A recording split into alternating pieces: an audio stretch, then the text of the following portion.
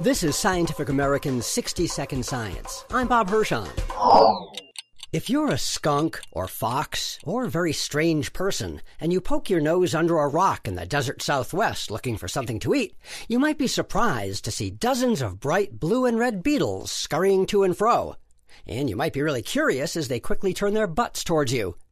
But the curiosity wouldn't last long. A couple thousandths of a second later, a fusillade of boiling hot toxic spray would drive off both you and your musings. The insects with the spraying butts are fittingly named bombardier beetles, and they can fire off 500 pulses per second of caustic defensive chemicals.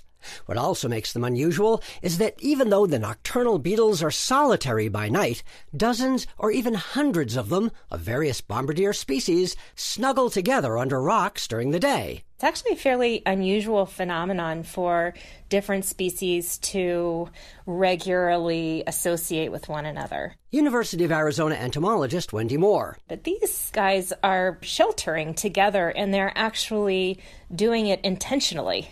Because they have more options. There's plenty of options within the habitat that they could actually segregate out by species, and they don't. In fact, when Moore and her colleagues put beetles into a setting where they had cozy solitary hiding places, as well as hiding places already packed with other beetles, the newcomers invariably chose to shelter with others under the crowded rocks.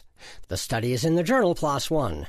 Moore says buddying up may help protect the insects from predators. Bombardier beetles produce benzoquinones, which are really powerful as a matter of defense, but these other beetles produce other kinds of defensive chemicals that probably contribute to a big chemical cocktail for a vertebrate predator that might find them during the day. In addition, a lone beetle, no matter how brightly colored, might not scare off a predator as effectively as a whole bunch of beetles. If you imagine being a predator, even a human, turning over a rock and seeing hundreds of these blue and red beetles going in every direction, that serves as a bigger advertisement to them of their toxicity.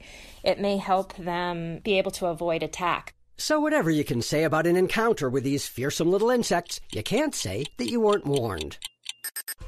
Thanks for listening.